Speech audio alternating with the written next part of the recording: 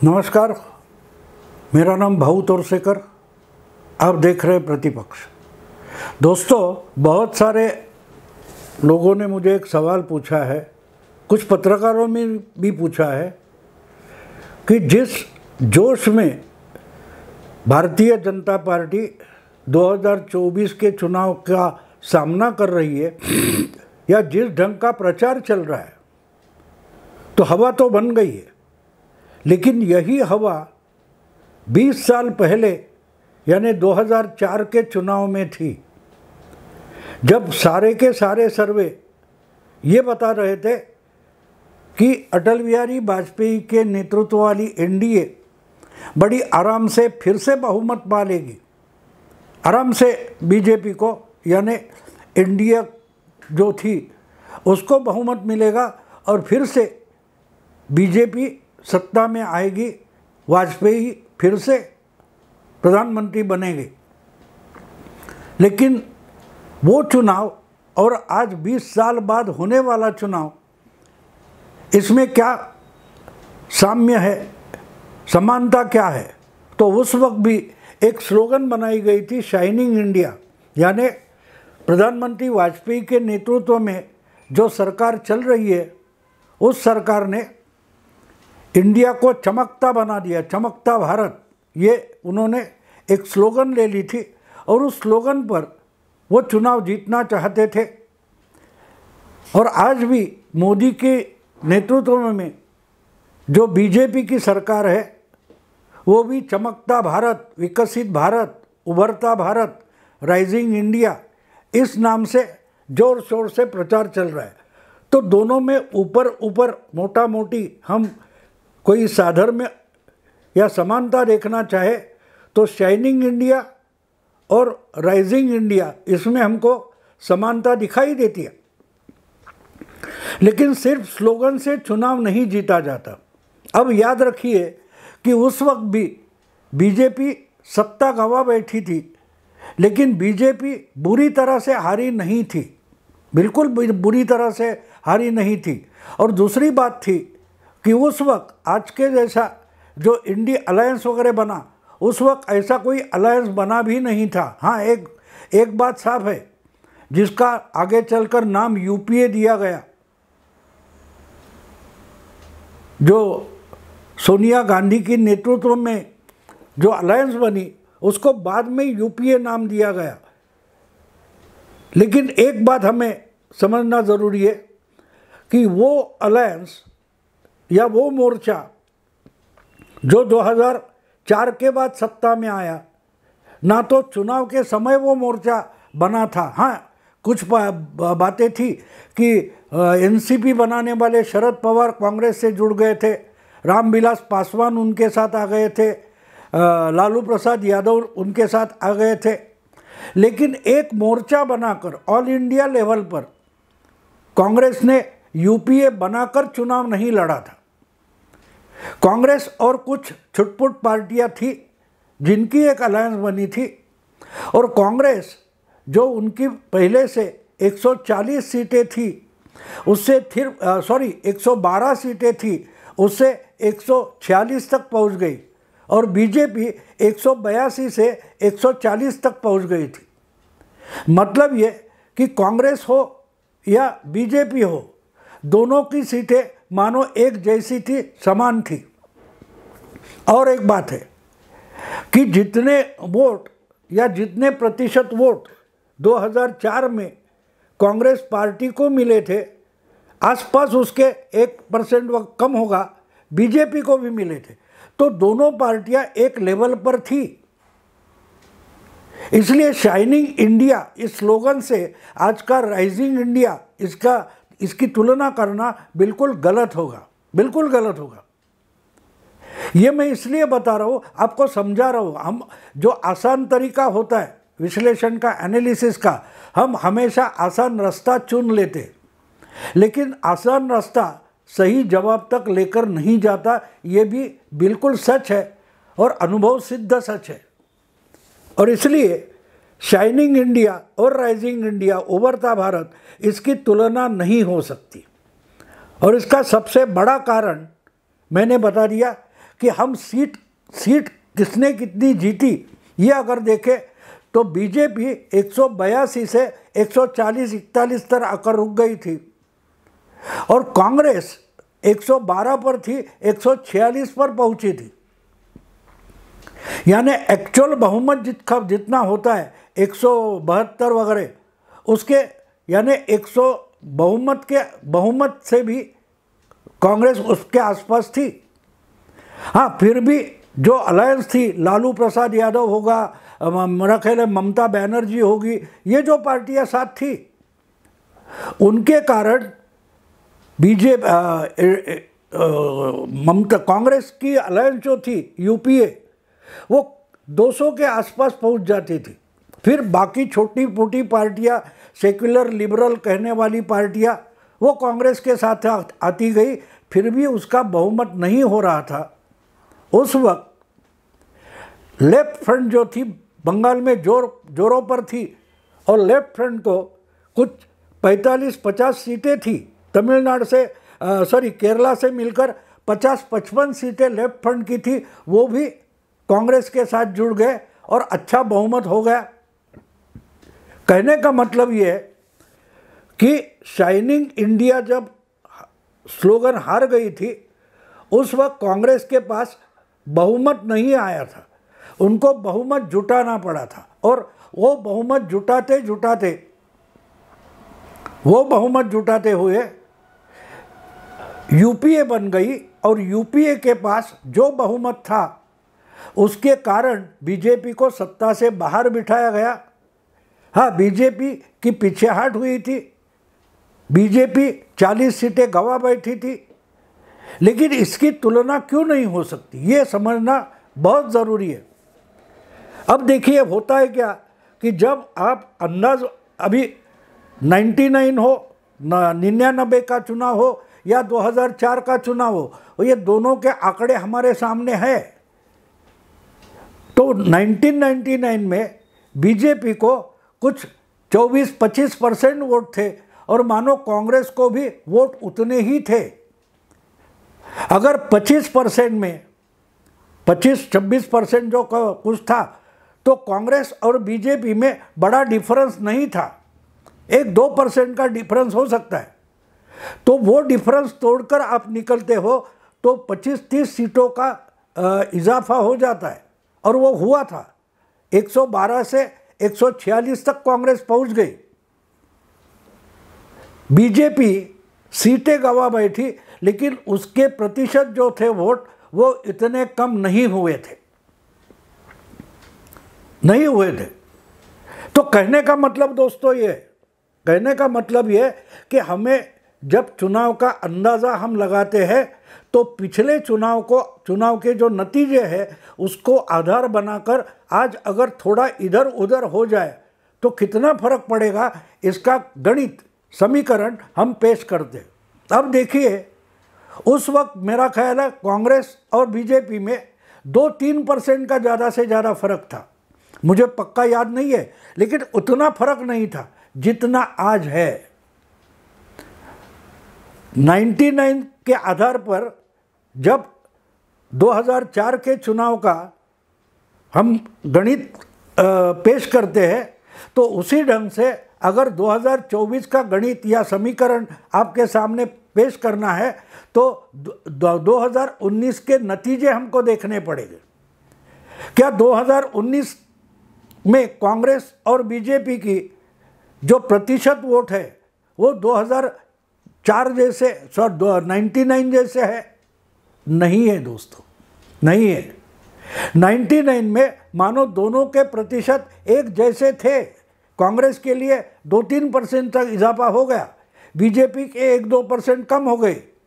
लेकिन बात यह है कि उससे आज के प्रतिशत यानी 2019 के वोट प्रतिशत बिल्कुल जुलते और मिलते नहीं हैं। 2019 में कांग्रेस का वोट परसेंटेज 17-18 तक नीचे आ गया था और बीजेपी का वोट परसेंटेज 38% हो गया था। तो दोनों में फर्क कितना है? बीजेपी का वोट प्रतिशत 2019 में कांग्रेस के दुगना था 19 मानो 19% है, तो 19% और 38% हम देखते हैं तो फासला 19-20% का है। अब ये कांग्रेस कितना उसमें 19% में कितना इजाफा करेगी? 2-3%। और बीजेपी के घटेगा तो कितने? 2-3%। तो कितना फर्क रहेगा? फिर भी समझो कांग्रेस 23% तक पहुंच जाती है और बीजेपी 35% तक पहुंच जाती है, तो फासला कितना रहता है दोनों में? 23 और 35 मतलब 12% से भी बीजेपी, मोदी शाह की बीजेपी आगे रहती है।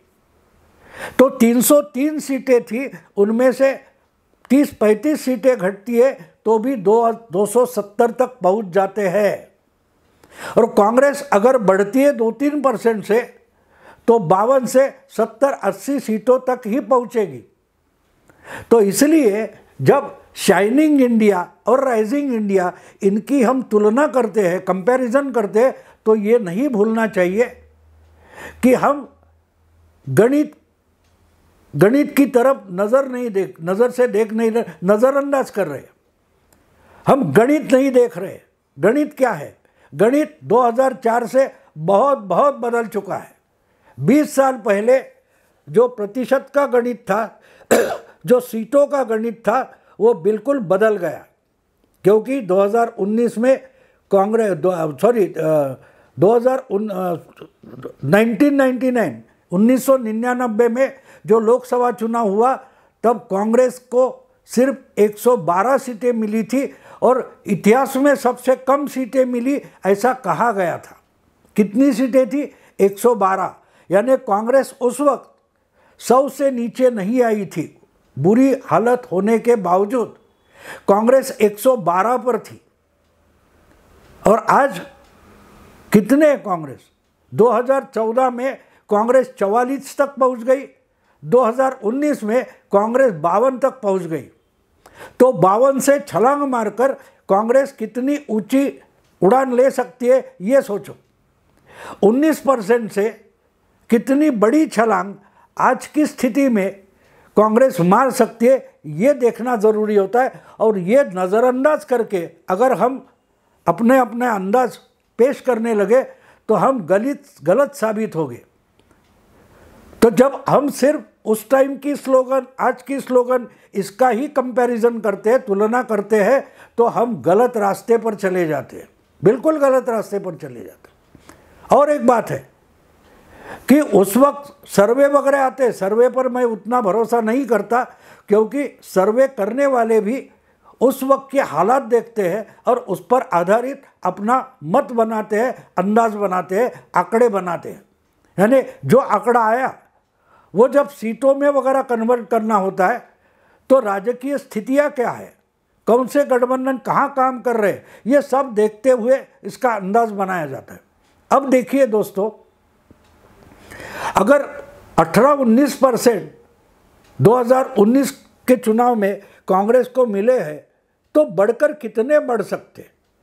ऐसी क्या चमत्कारिक स्थिति आ गई है कि कांग्रेस की लोकप्रियता, पॉपुलैरिटी बहुत सारी बढ़ गई है और इसलिए कांग्रेस के प्रतिशत पक्के बढ़ेंगे। तो कितने बढ़ेंगे इसकी मर्यादा होती है। उस वक्त मुझे याद है, मायावती हो, मुलायम सिंह हो, रामविलास पासवान हो, शरद पवार हो, उनके भी घर घर जाके दरवाजे पर सोनिया गांधी खड़ी हुई थी। उन्होंने बड़ी विनम्रता से अगला चुनाव साथ आकर लड़ेंगे, अलायंस बनाकर लड़ाए, इसके लिए लड़ेंगे, इसके लिए रिक्वेस्ट की थी पवार को, मायावती को, पासवान को, बहुत सारे अपोजिशन नेताओं को। क्या उतनी नम्रता से कांग्रेस के आज के नेता मल्लिकार्जुन खड़गे हो या राहुल गांधी हो, ये अपोजिशन के साथ बर्ताव कर रहे हैं? आज भी राहुल गांधी मानो बहुमत 400 का इनके पास है, इतनी मस्ती मगरूरी दिखा रहे हैं। ना अखिलेश के साथ बात करने को राजी होते, ना ममता के साथ कुछ तालमेल मिलाने की कोशिश करते हैं, ना लालू के साथ झगड़ा चल रहा है, महाराष्ट्र में उद्धव के साथ झगड़ा चल रहा है, एक सीट के लिए झगड़ा चल रहा है। ऐसे माहौल में क्या कांग्रेस का प्रतिशत बढ़ने की कहीं उम्मीद है आपको? आप सोचिए, मैं नहीं बता रहा हूँ, आप सोचिए कि ऐसी कौन सी जगह है, ऐसे कौन से राज्य है जहाँ कांग्रेस के वोट के प्रतिशत बढ़ जाएंगे। उस वक्त तो एक से एक जायंट लोग थे, अनुभवी कांग्रेस नेता थे, और राहुल गांधी कांग्रेस पार्टी के सर पर नहीं बैठे थे। एक्चुअली तो राहुल गांधी राजनीति में थे ही नहीं। राहुल गांधी 2004 के बाद राजनीति में आए। 2004 का चुनाव राहुल गांधी ने पहली बार लड़ा था अमेठी से। सोनिया गांधी ने अपनी अमेठी की सीट खाली की और अपने बेटे को दे दी, और बगल वाले रायबरेली से सोनिया गांधी ने चुनाव लड़ा था। तो पहली बात, सबसे बड़ा फर्क अगर 2004 और 2024 में होगा तो ये है कि बड़ी विनम्रता से बाकी सारी पार्टियां दलों के सामने जाकर उनसे संवाद करने वाली सोनिया गांधी, और जो सारे बाकी के दल हैं उनकी तरफ मुड़कर देखने को राजी नहीं, ऐसे राहुल गांधी, ये सबसे बड़ा फर्क 2004 और 2024 में है। सोनिया गांधी तो राजनीति में नहीं थी, पहली बार 99 में चुनकर आई थी, लेकिन उन्होंने जो विनम्रता दिखाई थी उसका लवलेश भी हम राहुल गांधी के बर्ताव में नहीं देखते। बहुत सारे दलों को साथ लेकर चलना है। अगर हमारी हालत खराब है तो दूसरों की मदद लेनी है, और अगर दूसरों की मदद लेनी है तो हमको झुकना पड़ेगा। और वो झुकने की तैयारी जो सोनिया गांधी दिखा रही थी, वो क्या राहुल गांधी दिखा रहे? अरे आप एक पदयात्रा, न्याय यात्रा निकाल रहे, तो उसके कारण भी उसमें शामिल होने के लिए आप अपने दोस्त मित्र दलों को भी इनवाइट नहीं करते, बुलाते नहीं। सीट का बंटवारा करने के लिए राहुल गांधी उनके साथ बैठते तक नहीं। हर प्रादेशिक दल हो या इंडी अलायंस में शामिल हुए दल, उनकी तकरार क्या है? राहुल गांधी या कांग्रेस हमसे ढंग से बात नहीं करती, ये फर्क है। और दूसरी तरफ इतनी ताकत है, फिर भी बीजेपी छोटे छोटे दलों से मैत्रीपूर्ण वार्ता करती है, बात करती है, निगोशिएशंस करती है। तो 2004 और 2024 की अगर हम तुलना करने लगे तो वो स्लोगन पर नहीं होनी चाहिए, वो आपस में मेलजोल क्या है। जो अलायंस बनी, इंडी अलायंस हो या इंडिया अलायंस हो, उनमें आपस में बर्ताव कैसा है, निगोशिएशन कैसी चल रही है, एक दूसरे से दोस्ती है तो क्या दोस्ती जैसा बर्ताव हो रहा है। उस समय के आंकड़े क्या थे, सीटों के आंकड़े क्या थे और प्रतिशत के आंकड़े क्या थे। अगर ये सब अलग रखकर कोई चमत्कार होगा जैसे 2004 में हुआ था, तो चमत्कार होने के लिए भी कुछ अलग परिस्थितियां होती है। आज जितनी बीजेपी स्ट्रांग है उतनी 2004 में स्ट्रांग नहीं थी। बाकी छोटे छोटे दलों को, क्षेत्रीय दलों को साथ लेकर वाजपेयी जी ने सरकार बनाई थी, और सरकार बनाने के लिए अपने जो कोर एजेंडा है, 370 का हो या ट्रिपल तलाक हो या राम मंदिर हो, ये एजेंडे से बाहर रखा था सरकार बनाने के लिए, साथ लड़ने के लिए। राहुल गांधी आज भी इतनी बुरी हालत में है, फिर भी अपना जो एजेंडा है वो अलग रखते हुए बाकी के दलों को साथ लेकर, खुश रखकर चुनाव में नहीं जाना चाहते। ये सबसे बड़ा फर्क है। चुनाव सिर्फ स्लोगन पर, टैगलाइन पर लड़े नहीं जाते। शाइनिंग इंडिया, राइजिंग इंडिया, इस स्लोगन पर मोदी चुनाव नहीं लड़ रहे। उससे आगे जाकर बूथ लेवल तक का ऑर्गेनाइजेशन बना है, और पिछले 2 साल से चुनाव लड़ने की जोर शोर से तैयारियां चालू है, जो मीडिया में चर्चा नहीं होती, लेकिन पार्टी के लेवल पर आप देखो तो बीजेपी बड़ी ताकत जुटाकर और लगाकर 2 साल पहले से 2024 के चुनाव में लगी है। और अभी तक राहुल गांधी ने बनाई या चलाई इंडी अलायंस अपने सीट का बंटवारा तक नहीं कर पाए, और ये सबसे बड़ा फर्क है। और उससे भी सबसे बड़ा फर्क अगर मानना है तो वो 2019 के प्रतिशत और सीटें, इनके आधार पर हम गणित पेश करते हैं तो दिखाई देता है कि कहीं से भी बीजेपी बहुमत गंवाने की कोई भी चांसेस नहीं है। हाँ, 370 नहीं होगा, 325 होगा, 300 होगा, 300 तक भी पहुंच जाते हैं तो 272 का आंकड़ा पार हो जाता है। इसका मतलब शाइनिंग इंडिया होगा, यानी बीजेपी की सत्ता जाएगी। शाइनिंग इंडिया होगा का मतलब क्या था? बीजेपी ने सत्ता गंवाई थी 2004 में।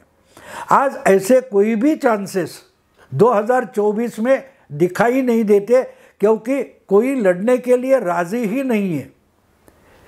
बीजेपी को बहुमत से रोकने की भाषा चलती है, लेकिन प्रयास बिल्कुल नहीं है। और इसलिए 2004 में जो शाइनिंग इंडिया जैसा मामला हो गया था, वो राइजिंग इंडिया का होने वाला नहीं है, क्योंकि ये राइजिंग बीजेपी का राइजिंग इंडिया है। देखते हैं दोस्तों क्या होता है। अभी यही रुक जाता हूँ। वीडियो पसंद आए तो लाइक कीजिए, शेयर कीजिए और सब्सक्राइब कीजिए। नमस्कार।